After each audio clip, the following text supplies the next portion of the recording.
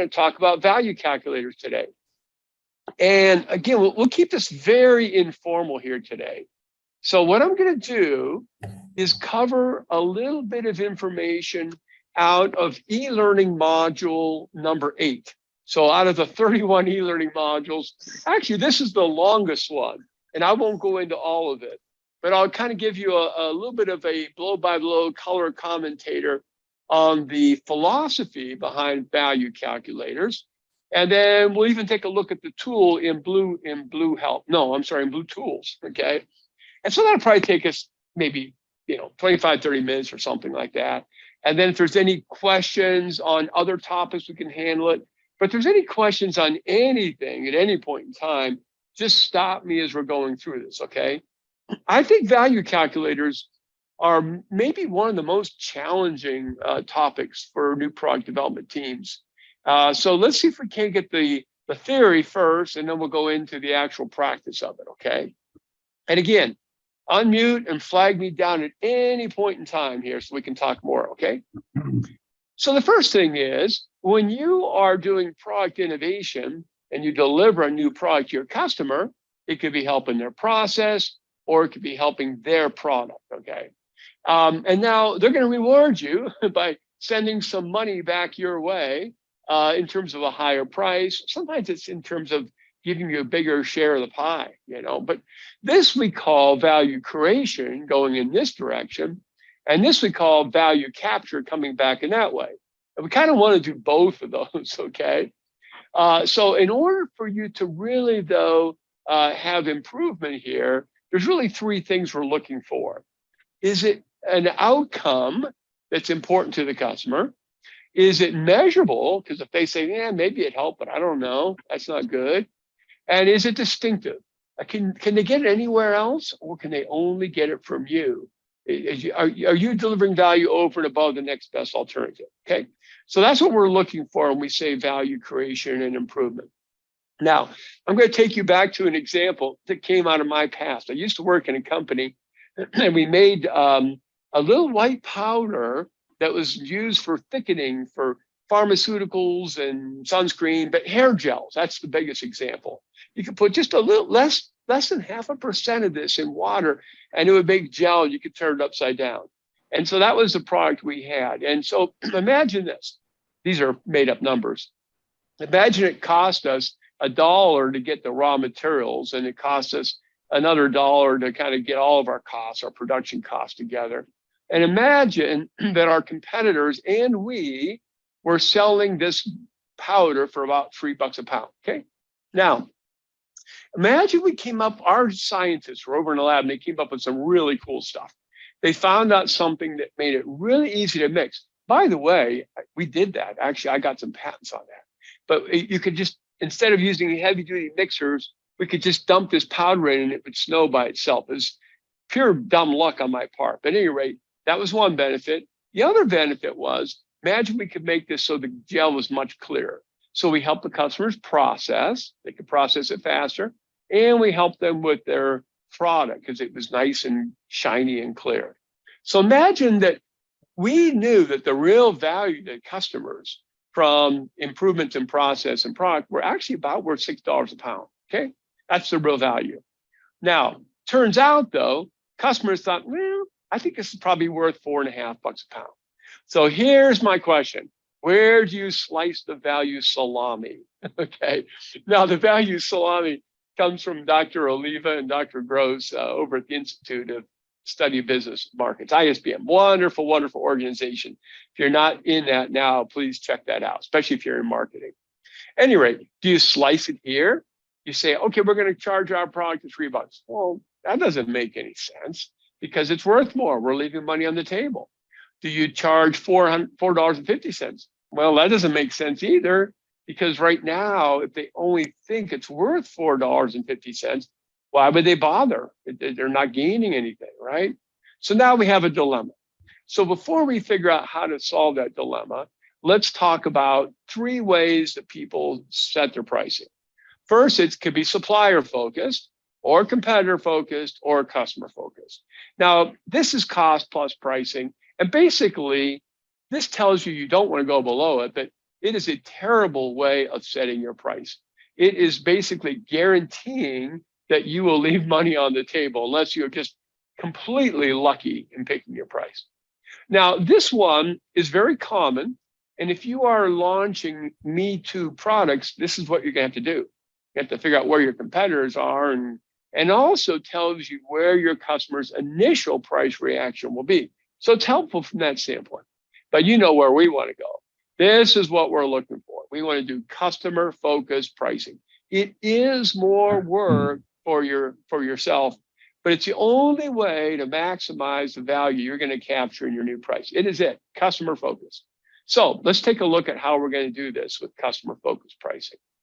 So what we want to do is we want to create value. So we came up with a product that creates value. So that's good.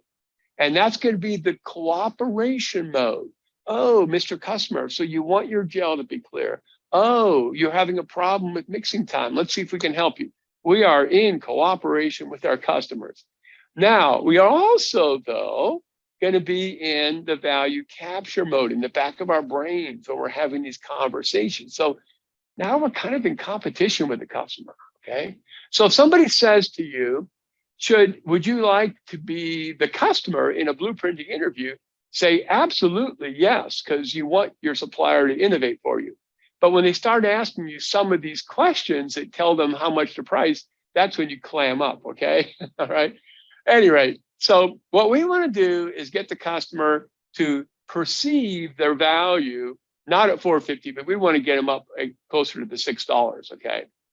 Because right now, whatever that perceived value is, will be the absolute price ceiling. And we don't want to be too low, okay? So we're going to do what's been called customer value research, a wonderful book called The Value Merchants. If you want to jot that down and go get that on Kindle, they get into value calculators pretty nicely, especially Mr. Anderson. And so this is where you want to do your work. You want to be in the cooperation and the competition mode at the same time. Now, how do you do this? How do you raise that perceived value? You need to document that there is an improvement coming to the customer in hard terms. That's where value calculators come in. That's where this whole topic, that's why we're doing this background, to show you where value calculators fit. So you can raise the upper price ceiling to work with here. You still have to negotiate, but that's what you want to do. Now, here's the interesting part. You're going to be doing these at the same time. When you are in the value creation mode, you also want to be in the value capture mode, asking them for information that will help you figure out what the next best alternative is. Now, once your product is launched, time expires, a meter runs out. So yes, go to these wonderful courses on pricing, and they tell you how you should price your product and all that. But good luck after you already have your products out there, going to your customer and asking, so tell me, what do you do here? What do you do here? What does that cost? They're not going to tell you because there's no incentive for them to, but they will tell you in the front end of innovation. And that's why you don't want to skip this value capture thinking while you're in doing discovery interviews and preference interviews in the value capture mode, okay? That's why we even talk about this in new product blueprinting, because time will expire once you launch a product. So this thinking process goes on through the entire new product development process. It's a continuum. Gradually, it's getting clear. You're getting these layers of understanding. First, you're getting some insights into their world. You're getting all the outcomes that could be value creation possibilities. You're documenting this value during your tours. You're prioritizing which ones are high in importance and low in satisfaction. You're figuring out how much it needs to improve. If you guys remember in preference interviews, we not only get 1 to 10 ratings on importance and satisfaction, we figure out how to test it, and we say at what point would it be barely acceptable, at what point would it be totally satisfied. So now you know how to say how good does it have to be. You're going to find out their next best alternative in side-by-side testing. And then you're going to focus on value creation in your technical brainstorming here. And then even when you launch your product, you're going to put this value calculator in front of the customers, continue to build it, continue to refine it. So it doesn't just happen in your front end, it continues on all the way through. give it to your salespeople. So remember, you can only do two things for your customers. You can help them save money, and you can help them make money. And you help them save money in their processes, and you help them make money by helping them create a better new product. Now, if you make equipment or services, there's a good chance you're going to have a really big impact on their processes. You may or may not impact their products. If you make components or materials, it will go into their products in many cases. So you'll have a heavy impact on their products, but probably also some on their processes. Now, here, the good news about processes is if you have your eyes wide open during customer tours, you can often quantify how long did that downtime last? What's the impact when it's down? How many times does it go down per week? You can quantify those things to figure out the value of stopping the downtime, for instance. Now, the advantages of helping people with their products is the leveraging can be enormous. You might have a little ingredient that, in our case, was 0.5% of the full formulation or less, but yet it made a remarkable difference in the impact of their final product. Now, what's interesting is here, when you're helping your customer with the products, you're actually creating value for your customers' customers. So somebody down the stream is going to have to figure out how to slice the value salami there. But you just need to make sure you get a big chunk of value salami at your stage. Then your customer's got to figure out if they have a better hair gel, what they're going to do with that. Okay, so let's go back to our example one last time, and then we'll dive into value calculators. So we want to create value, right? Move it up as high as we can by documenting it. And then we want to capture as much value as we can with that price. And so the value calculators help us do this. They could be based in Excel. You can create a web-based worksheet. It will predict for the customer their benefits. It'll document them, and actually does several things at the same time. So it raises their perceived value. Oh, I guess if I plug these numbers in, I can see what it does. Oh, there's a lot of value here for me. It builds their confidence. If you're willing to show them this value calculator, they know you got something. It increases your understanding as you debate and work with the customer on this.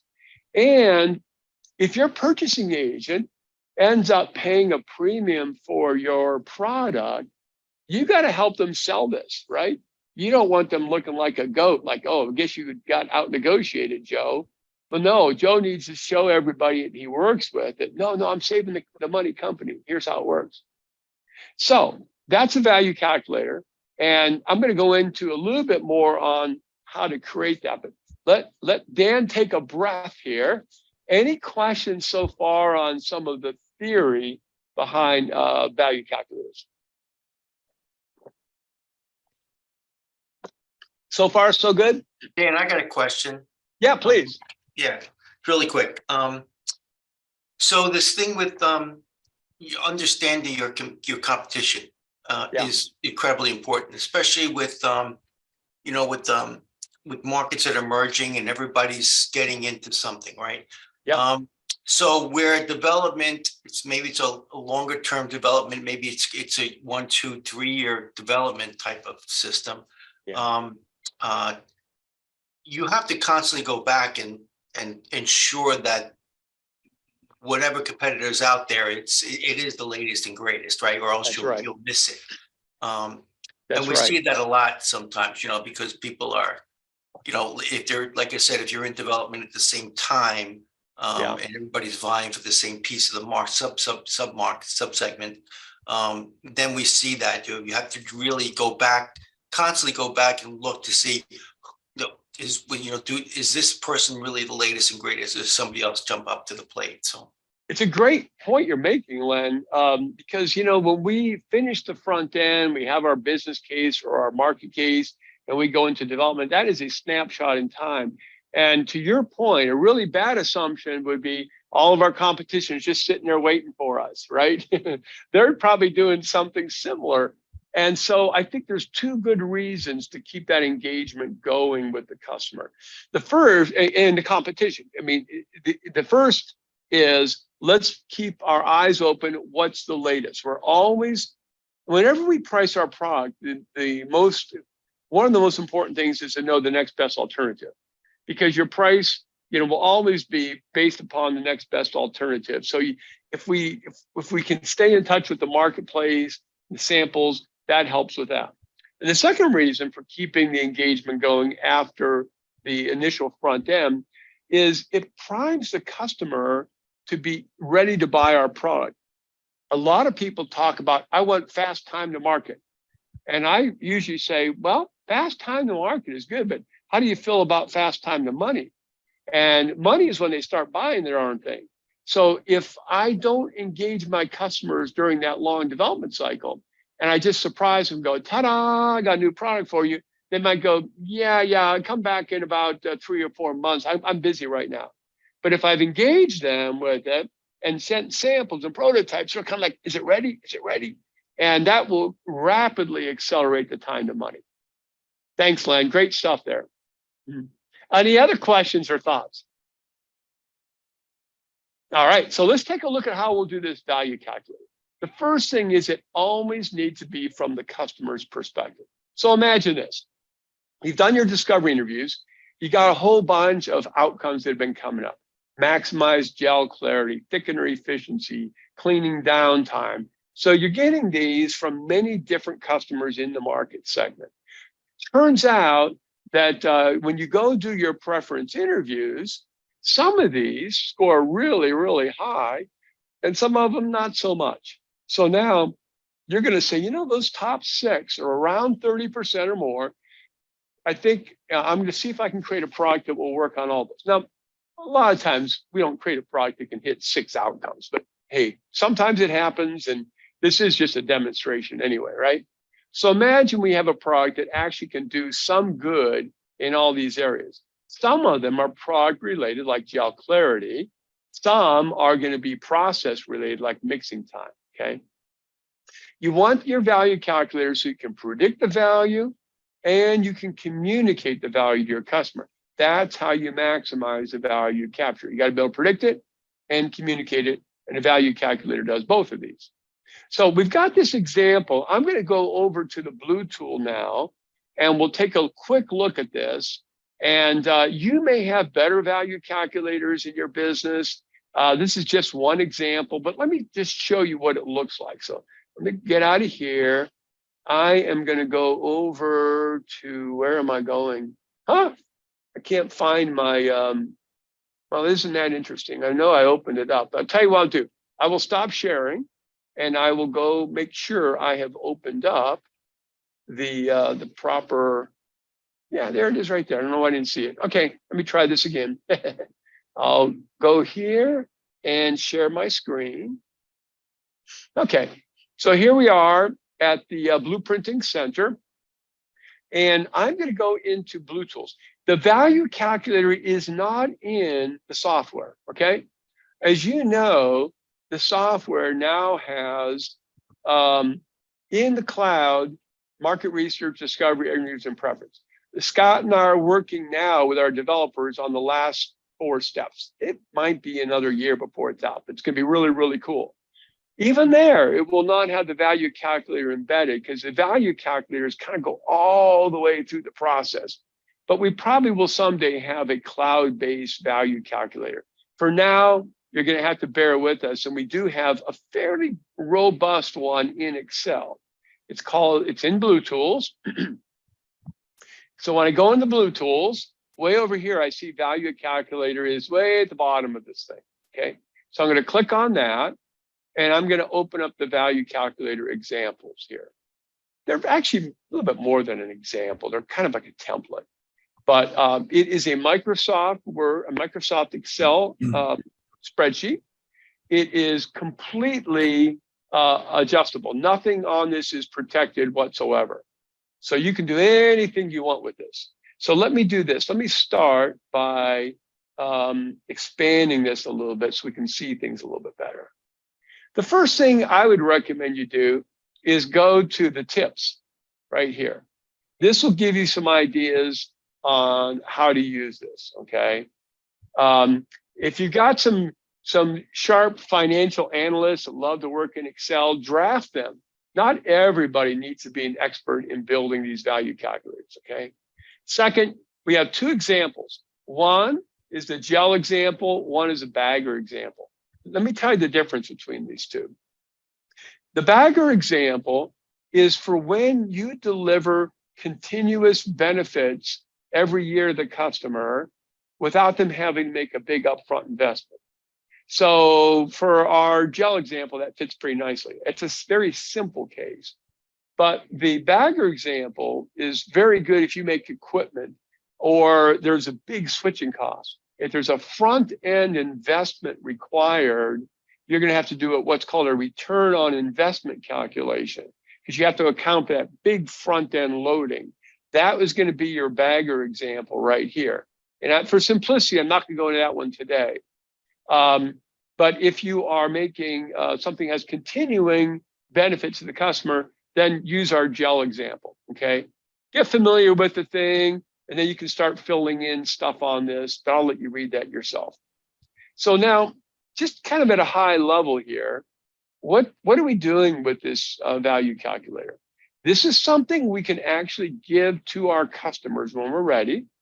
We can describe up here what the basic benefits are for using our HG250 hair gel thickener.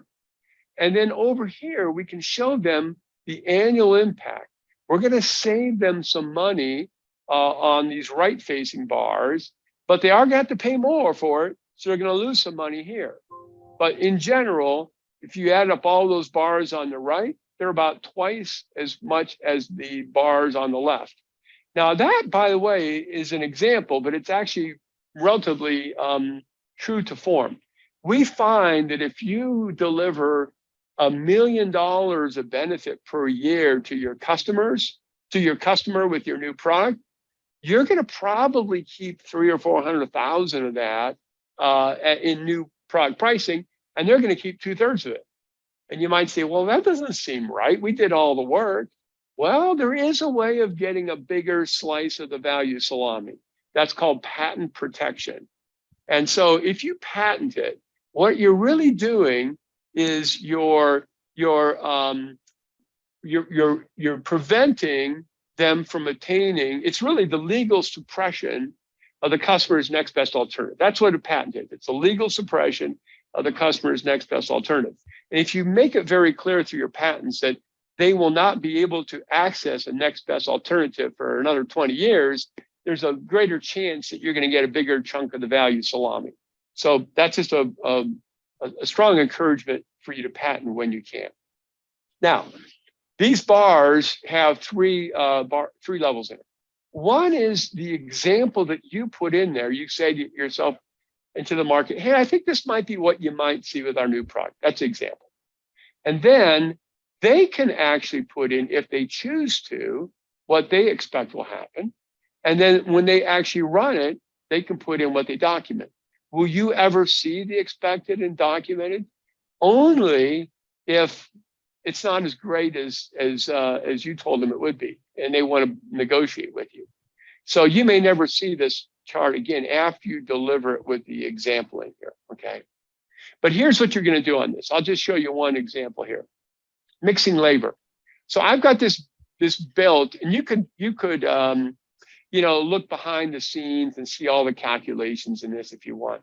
But basically, the way I've designed this one is the customer can put in how many batches per shift they do, how many shifts per day, how many days, what their labor rate is. You could start this off for them.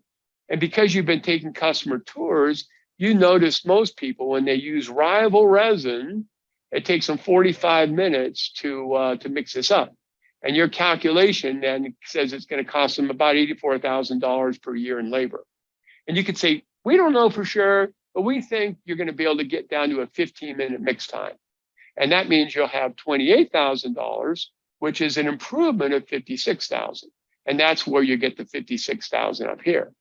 Now you turn it over to them and they say, I don't know, I think we're going to get more like 20-minute mixing. Oh, look at that, we got 12-minute mixing. So they can run all of these calculations. They can modify it and so on and so forth. But all these 6 benefits we looked at.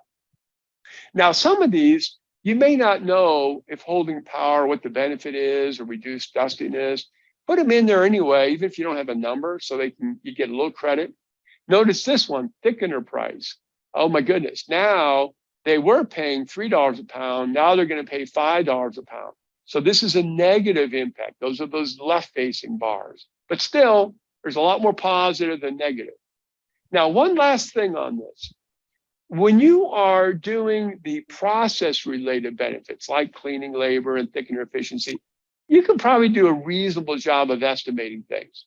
What about gel clarity? Here, you're going to predict that they were selling for $1.40 per pound, and now, or per unit, and now the stock keeping unit, they're going to sell it for $1.41. You have no idea. So here's my suggestion. When you're working with benefits that are related to the customer's product, go out to GLG or Alpha Sites, find somebody who used to work at L'Oreal or Procter & Gamble, interview this industry expert, say, I don't want anything confidential, but if you were the marketing director and the gel clarity went from this to that, what would you do in terms of pricing, or what would you do in terms of increased volume? And at least you have a starting point so you don't end up giving away too much value. So at any rate, that's a lot here. I hope this is more helpful than baffling. Any questions on the value calculator or how to build this thing out?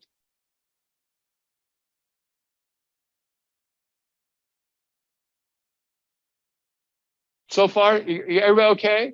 I have one more thing I want to cover too. Let us know when you're ready for a value calculator. We're glad to have some offline conversations. There's not that many of our clients getting the value calculators today. Most people are happy to get to the market satisfaction gap and go, oh, finally, I know what the customers want and don't want, which is great. But there's so much more that can be done with side-by-side testing, value calculators. So I think my advice would be this. If you've got a big project, don't stop with market satisfaction gaps. Think about the side-by-side testing and think about the value calculator, because that can, that can really impact your price. I mean, it's one thing to deliver value to a market, but the two things that sometimes people do that leave money on the table is they don't focus hard enough on the pricing, they don't focus hard enough on the protection. So don't kind of, you're all gassed out by the time you launch your new product or you're ready for it. Keep the energy up, pricing and protection. You could have one new product, and if you do the pricing and protection properly, it could generate more profits to your bottom line for the next 10 years than the next 10 new products you develop. So don't give up too early on those two elements, pricing and protection, okay?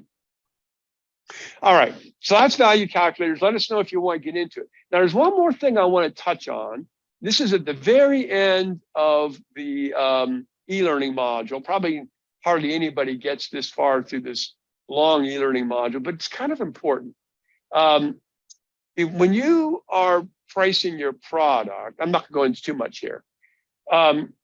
Basically, you're going to have a decision to make on how you price it.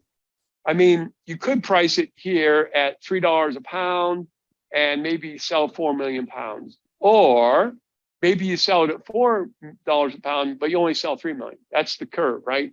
And so you have to decide how you're going to go at this thing. Now, the skimming strategy would say, I'm going to be, setting my price high and skimming the market, getting as high profits as I can.